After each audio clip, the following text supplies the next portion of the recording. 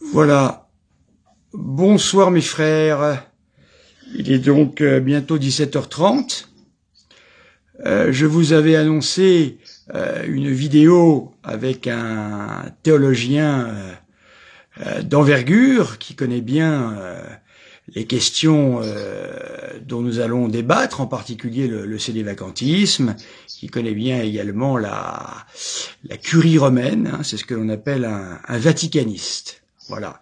Et en plus, c'est un abbé que j'aime beaucoup, et je pense que je peux dire que c'est un ami prêtre.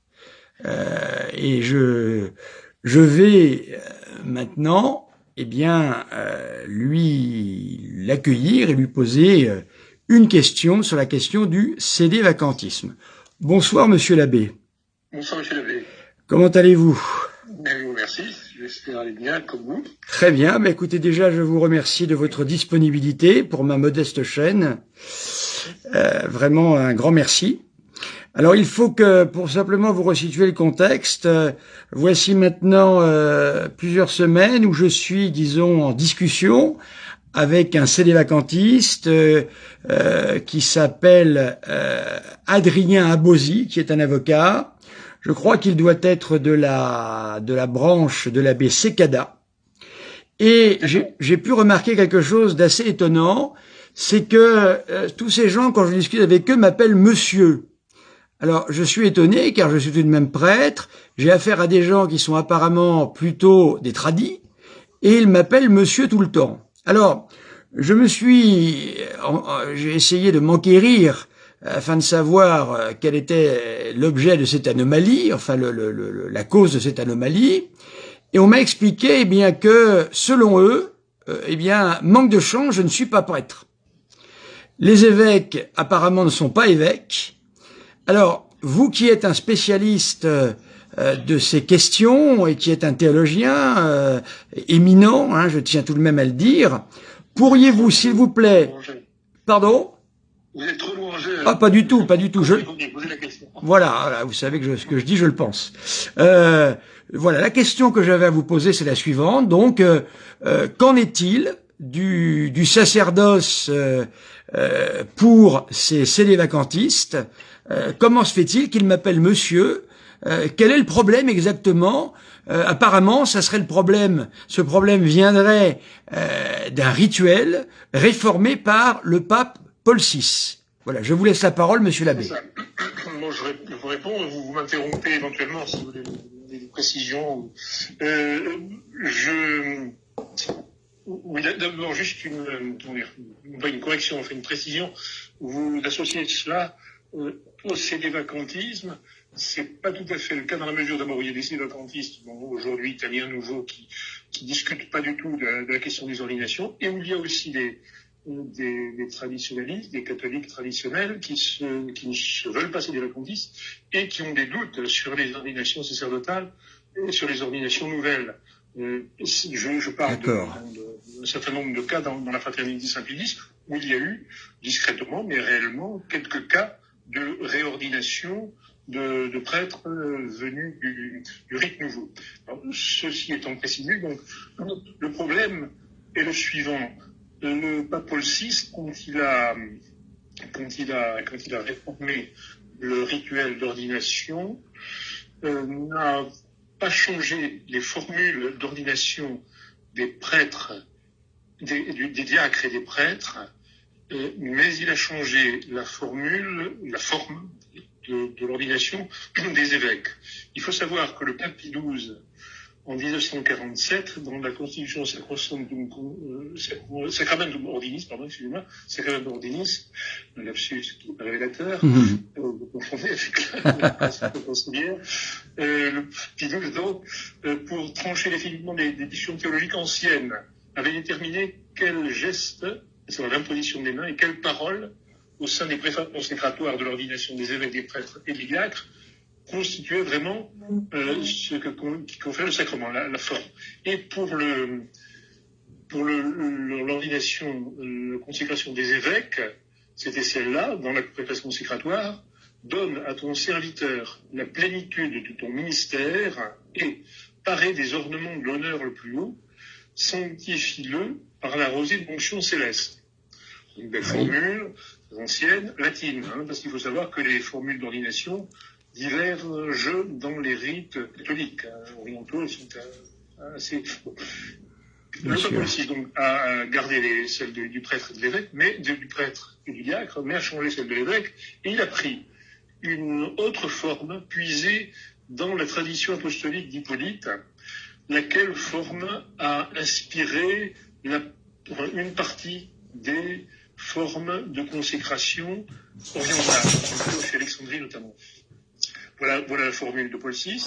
Et maintenant, Seigneur, réponds sur celui que tu as choisi, la force qui vient de toi, l'esprit qui fait les chefs, l'esprit que tu as donné à ton Fils bien-aimé, Jésus-Christ, celui qu'il a donné lui-même aux saints apôtres, qui établirent l'Église en chaque lieu comme ton sanctuaire, à la louange incessante et à la gloire de ton nom. Les formules de la tradition d'Hippolyte. Donc, on se rapproche de la sorte, c'était sûrement l'intention. Pourquoi avoir changé ça peut suffire, se discuter, pourquoi donc il fallait trouver quelque chose de nouveau. Enfin, ça fait aussi, ça. De fait, la formule ne sont pas plus expressives n'est pas plus expressive que la précédente, ni moins expressive d'ailleurs. Ça se vaut, on va dire, voilà. Mais c'est nouveau. Bon, c'était sûrement le but à atteindre. Alors, c'est ça on a changé la forme, donc c'est invalide. En fait, quand on veut parler d'invalidité d'ordination dans l'Église, il faut absolument se référer, d'ailleurs c'est catholiques, dont chacun et autres le font, et à mon avis le font pas bien, il faut se référer à la lettre apostolique Apostolicae Curae du pape Léon XIII de 1896. Ah, Léon XIII, oui.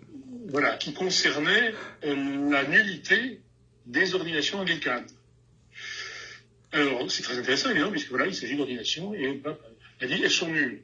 Alors, comment a-t-il raisonné? C'est un texte que je recommande à vos auditeurs d'aller lire. Ces textes magistériels extrêmement clairs du passé.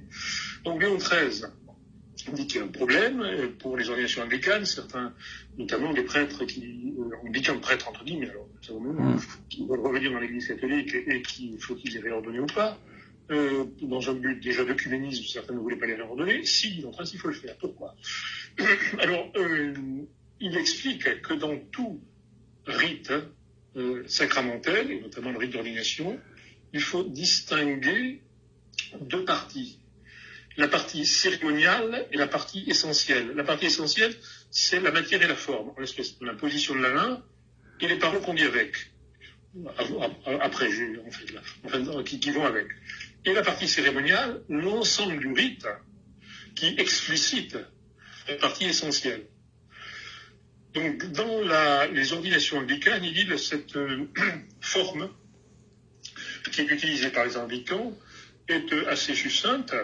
Et ceci reçoit le Saint-Esprit, qu'on a ajouté plus tard, selon l'ordre qu'on visait, reçoit le Saint-Esprit pour l'office et la fonction, la charge de prêtre, de diacre, pour l'office et la charge d'évêque, de prêtre, on reçoit le Saint-Esprit pour l'office et la charge d'évêque. Il ne dit pas pourquoi pas, mais enfin, c'est ce qu'on peut dire en lisant son texte, pourquoi ça ne vaudrait pas, étant donné qu'en effet, les ordinations, les formes d'ordination ont tout de même varié. Ici, pourquoi pas, si elles étaient suffisamment explicites. Elles ne sont pas tellement en soi, explique-t-il, parce que on va viser, regarder, examiner ce qu'il a fait, la partie cérémoniale, et l'on s'aperçoit que cette partie cérémoniale, ce nouveau rite, nie et dénature le sacrement de l'ordre en répudiant, dit-il, je cite, toute notion de consécration et de sacrifice. De ce fait, la formule centrale, la formule de la forme, reçoit le Saint-Esprit, perd toute sa valeur, car cet esprit ne pénètre pas dans l'âme avec la grâce du sacrement. Perdent aussi leur valeur les paroles pour l'office et la chef de prêtre, d'évêque, etc., de diacre. Alors, si vous l'appliquez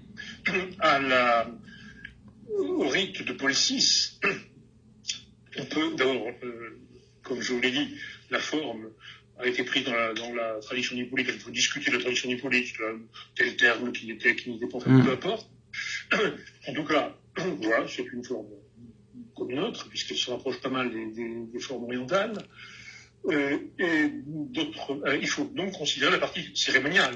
Or là, il est évident que, à la différence de ce que dit Léon XIII pour les ordinations anglicanes, on n'a pas supprimé tout ce qui concerne la consécration et tout ce qui concerne la charge de prêtre, ni tout ce qui concerne, comme il le dit plus loin, le pouvoir de pardonner les péchés. Cela se trouve, effectivement, on voit bien quand on assiste à une cérémonie d'ordination de Paul VI, on voit deux choses. On voit qu'elle est beaucoup plus pauvre, ça c'est certain, du point de vue par rapport à la cérémonie ancienne, mais elle n'a pas supprimé tout cela. C'est bien les prêtres que l'on veut ordonner. Voilà le fond de mon raisonnement. Je ne suis pas le physicien infaillible, je donne. Ceci étant, donc, il y a un réel problème, tout de même, tant pour l'ordination que pour la messe, que pour le baptême, etc., dans cet affaiblissement. C'est dommage, c'est dommageable d'avoir, en l'espèce, de la même manière que dans le baptême, on a supprimé telle chose, et notamment les exorcismes. Les exorcismes, oui. Dans l'ordination, bon, il y a des gestes qui ont été supprimés, la fameuse tradition de l'étole croisée. Oui. Que le pape n'est pas comme l'évêque, ça c'est bon. Dans là, je parle d'ordination sacerdotale. Bien sûr.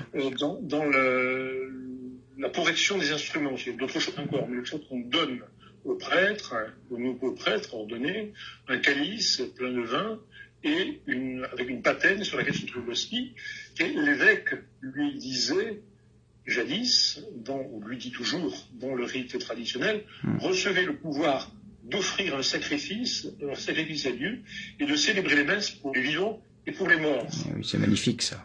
C'est très beau, bien sûr. Encore, la fois, quand on déplie la chasuble, recevez le Saint-Esprit, les péchés seront remis, au moment où, après, les péchés seront remis à ceux qui vous les remettrez, retenus à ceux auxquels vous les retiendrez. Ce sont des choses qui, évidemment, clarifient. Mais, même si ça a été enlevé, le pouvoir de consécration n'a pas été enlevé. Bref, l'ensemble du rite continue de dire qu'il s'agit de prêtres que l'on veut ordonner. C'est ça qui est le plus important.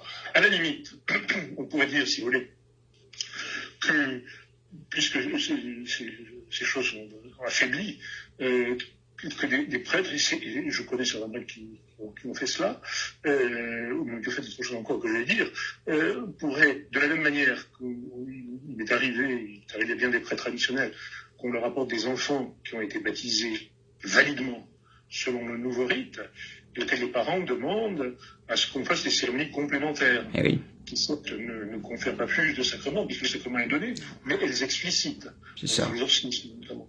Donc on pourrait très bien penser, ça a été fait, que les prêtres reçoivent les cérémonies complémentaires qui sont mises dans le nouveau rite. Je connais même un prêtre, il y en a plusieurs, et c'est quelque chose qui pourrait se faire, qui a reçu les ordres sacrés, donc dans le nouveau rite, autrement dit le diaconat et la prêtrise, mais qui auparavant s'est fait conférer par un évêque les ordres mineurs et le sous-diaconat, qui ont été supprimés par Paul VI. Bon, je pense que c'est une pratique un peu subversive, mais intéressante. Mais en tous les cas, nous ne sommes pas dans une question de validité, c'est ça qui est important de retenir. C'est une question de validité. C'est ça. Voilà. Alors, nous ne sommes pas une question de validité. La seule question de validité pour se poser, je me réfère à un travail de Mercury, qui est prêtre en Corse. Je ne sais plus quel est le titre de sa thèse. Et alors, il le dit au sujet de la messe. Étant donné que le rite est plus faible, il le dit pour la messe, que le rite est plus faible, si le prêtre n'a pas la foi et qu'il manifeste qu'il n'a pas la foi, si vous voulez, dans la consécration, par exemple, qu'il fait de sa messe une espèce de cirque, alors on pourrait douter de la validité. Alors que s'il utilisait les paroles, le rite ancien, on ne peut pas douter, si vous voulez, il est tellement strict, le rite ancien, c'est ça. Voilà. Alors on pourrait à la limite dire, voilà, l'évêque qui montrerait qu'il ne fabrique que des pasteurs, qui dirait, qui le répéterait. Dans ce cas-là, on pourrait douter, s'il utilisait le nouveau rite, on pourrait peut-être douter de ça. Il s'agit de l'intention, là. C'est l'intention. Voilà. L'intention en ce sens, comme explique Mercury, l'abbé Mercury, que le rite ancien, si vous voulez, détient mieux l'intention, en quelque sorte, que le rite. Voilà ce qu'on peut dire. Et l'abbé Cécada, c'est lui qui est l'inventeur de cette difficulté, disons? Non, c'est une difficulté ancienne, non. D'accord. Il a toujours été, si vous voulez, l'invalidisme dans l'Église ne touche pas que les catholiques et ne touche pas que les catholiques traditionnels. C'est vrai, il a été, à l'époque de Pie XII, il y avait beaucoup d'invalidistes, notamment pour les baptêmes reçus par les protestants. Ah oui. On voulait refaire ces autres éléments, c'est une espèce de constante. Ça va contre les congrégations anciennes, la congrégation des rites, la congrégation je pense à l'époque du Saint-Office qui répondait sur ces questions. Quand le rite, quand la forme et la matière du baptême sont données, on ne peut pas discuter du rite, ça s'appuie sur le Concile de Trente. Même un prêtre qui n'a pas la foi, dès lors qu'il applique le rite sérieuse et de manière rituelle et sérieuse, donne le sacrement. C'est ça. C'est l'avantage de du réalisme sacramentel. Alors évidemment, dès l'instant qu'on fait de nouvelles cérémonies, on commence les doutes. Oui, bien sûr. Écoutez, monsieur l'abbé, je vous remercie pour vraiment ces paroles très intéressantes, qui nous ont appris beaucoup de choses. Nous verrons la réponse de nos débatteurs sédévacantistes. En tous les cas, je vous les communiquerai sans faute. Merci, monsieur. Voilà. Merci, monsieur l'abbé. Et ben, écoutez, à bientôt. À bientôt. Bonne soirée. Bonne soirée. Voilà, chers amis, donc vous voyez que nous avons entendu l'intervention de monsieur l'abbé Barthes. Vous pouvez trouver facilement, ce qu'il a fait et ce qu'il est sur Internet. En tous les cas, voyez-vous, une réponse très intéressante. Vous savez que je mène plusieurs débats de front, dont un débat contre les sédévacantistes. Vous voyez donc que, en résumé de ce que vient de nous dire l'abbé Barthes, le sacrement est tout à fait valide, mais évidemment, parce que les signes sont peut-être moins visibles, le symbole y est peut-être moins visible, il serait peut-être bon de compléter tel ou tel sacrement par quelque chose qui pourrait être de l'ordre comme pour un baptême, de l'ordre d'un complément, comme l'on dit. Mais en tous les cas, voyez-vous, aucun doute sur la validité de l'épiscopat, aucun doute sur la validité du sacerdoce. D'ailleurs, il faut tout de même savoir, vous savez que Adrien Abosi ne croit pas à la validité du sacerdoce avec le rituel réformé par le pape Paul VI, mais la Fraternitas Sympidis ne remet absolument pas ça en cause, et d'autre part, même des gens très orthodoxes par rapport à la doctrine de la Fraternitas Sympidis comme Avrier, reconnaissent tout à fait, d'ailleurs ils en font ils en font la publicité au sens premier du terme dans leur revue Le Sel de la Terre, où ils ont fait un numéro dans lequel ils montrent bien qu'il n'y a aucun doute sur les ordinations. Vous savez, je vais vous donner quelque chose comme témoignage. Je pense que les sédévacantistes, je vous l'ai déjà dit, ce n'est pas nouveau, sont des gens qui sont désespérés. Ce sont des gens qui voient autour d'eux énormément de choses s'effondrer dans l'Église catholique. C'est évidemment quelque chose de terrible. Comment ne pas pouvoir le dire, bien sûr. Mais je pense que ces gens manquent de l'esprit de foi. Je m'en explique. Je me suis retrouvé la dernière fois j'ai une petite maison, toute petite bicoque, un petit relais de chasse, dans la campagne totale française, et la dernière fois je m'y suis rendu, et il faut savoir que au fin fond de la Nièvre, les gens se sont précipités vers moi pour demander qui une possibilité de faire des baptêmes, qui d'autre une possibilité d'être confessé, qui d'autre se réjouissait de la venue d'un prêtre. Eh bien, je me suis dit à ce moment-là, mais c'est merveilleux. Les structures de l'Église sont divines, elles ne sont pas humaines.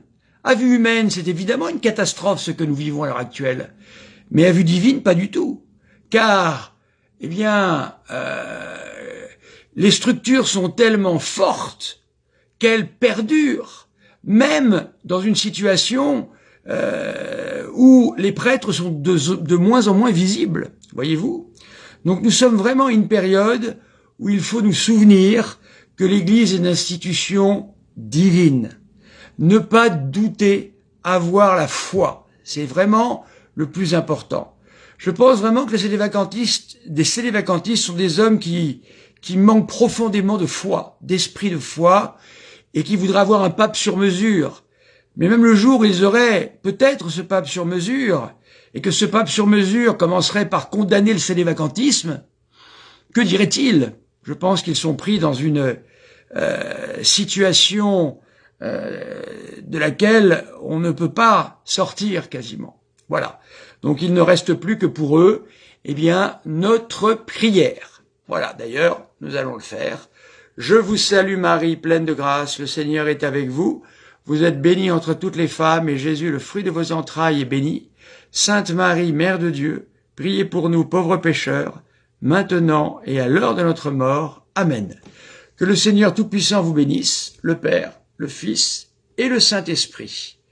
Voilà, mes bien chers frères, nous nous retrouvons bientôt. Je pense qu'il y aura une conférence, je pense que je vais faire la conférence sur l'oraison, comme il est déjà 1 heure avancée. Je la ferai demain. Voilà, je vais l'annoncer. Je ferai la conférence demain à 18 h sur l'oraison. Voilà. À bientôt, chers amis.